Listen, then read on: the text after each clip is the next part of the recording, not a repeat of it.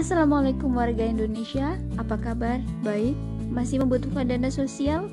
Kadang-kadang mereka mempertanyakan apa itu DTKS. Nah, sekarang kita bahas bersama-sama apa itu DTKS secara lebih rinci. Simak sampai selesai videonya ya.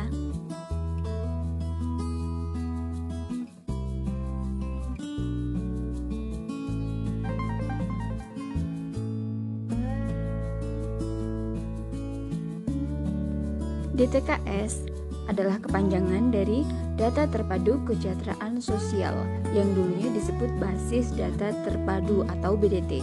Informasi tentang status sosial, ekonomi, dan demografi dari 40% penduduk di Indonesia yang dihitung dari yang paling rendah status kesejahteraannya dengan menggunakan metode proxy mean testing atau PMT. Rumah tangga dalam DTKS dikelompokkan ke dalam kelompok yang disebut desil. Desil adalah kelompok persepuluhan yang menunjukkan tingkat kesejahteraan dari rumah tangga.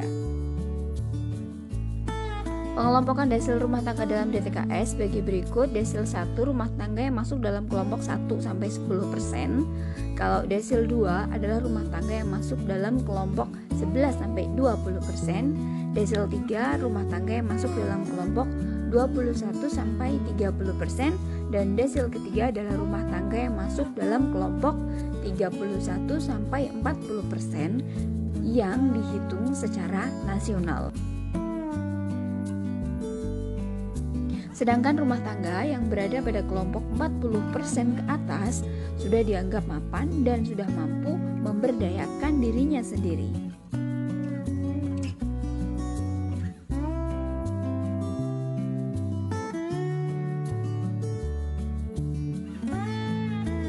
Sumber data dasar DTKS adalah hasil pendataan yang dilakukan oleh Badan Pusat Statistik pada tahun 2011 yang beberapa kali diperbaharui dan terakhir pada tahun 2015. DTKS pada awalnya dikelola secara nasional oleh Tim Percepatan Penanggulangan Kemiskinan pada kantor Sekretariat Wakil Presiden.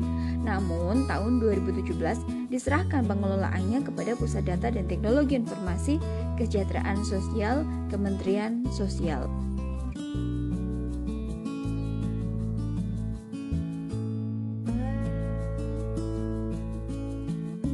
Proses dan tata cara verifikasi dan validasi perbaikan data DTKS.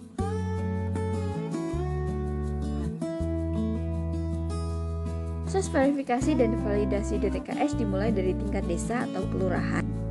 Pemerintah desa atau kelurahan melakukan pengamatan dan pencatatan terhadap keluarga yang ada dalam DTKS yang dianggap dan dinilai tidak lagi sesuai dengan kondisi yang ada, meninggal dunia, pindah alamat luar kabupaten yang semuanya sudah perlu dikeluarkan dari DTKS.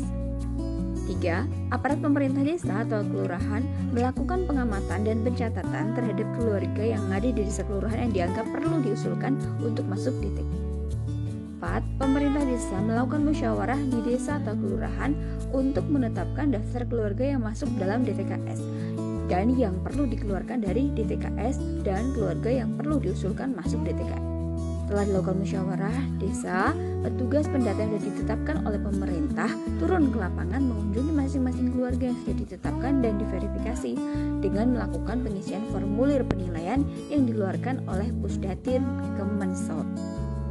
6. Setelah pengisian formulir penilaian oleh petugas pendata yang sudah ditetapkan oleh pemerintah, selanjutnya data tersebut diserahkan pada tim koordinasi kecamatan yang dilakukan oleh Dinas Sosial Kabupaten dengan melanjutkan berita acara hasil musyawarah desa atau kelurahan dan lampirannya, kartu keluarga, dan form pemutakhiran data sosial terkait perubahan, penghapusan, pengusulan data DTKS.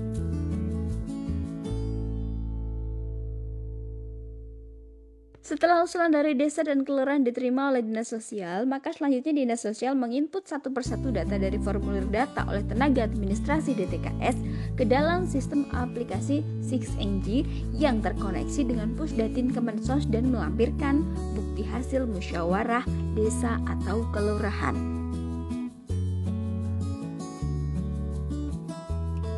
8. Selanjutnya data diolah oleh Pusdatin Kemensos melalui metode proxy main testing PMT. Hasil proxy main testing akan menentukan tingkatan ranking status sosial ekonomi keluarga yang diusulkan.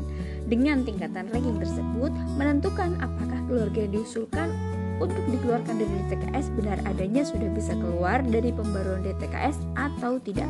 Demikian pula bagi keluarga yang diusulkan untuk dimasukkan dalam DTKS, apakah benar adanya untuk bisa masuk dalam pembaruan DTKS atau tidak.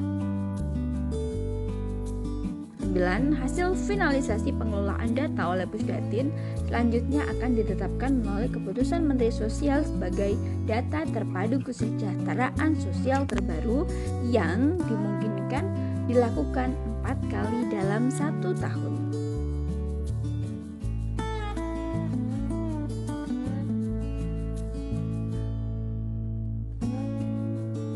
Pada dasarnya, DTKS adalah bukan merupakan data kemiskinan di suatu daerah, tetapi merupakan data yang menunjukkan komposisi tingkat kesejahteraan masyarakat mulai dari yang terendah. Keakuratan DTKS sangat ditentukan oleh dedikasi petugas pendata dan kejujuran keluarga yang didata dalam mengungkapkan atau memberikan informasi mengenai kondisi sosial ekonominya, bagaimana yang dipertanyakan dalam formulir pendataan. Khusus mengenai data dan informasi yang terkait dengan angka kemiskinan di suatu daerah masih tetap menjadi kewenangan sepenuhnya oleh BPS sesuai dengan indikator. Nah, ini adalah contoh form verifikasi dan validasi tahun 2020 untuk para peserta DTKS. Nah, itu dia informasi tentang DTKS.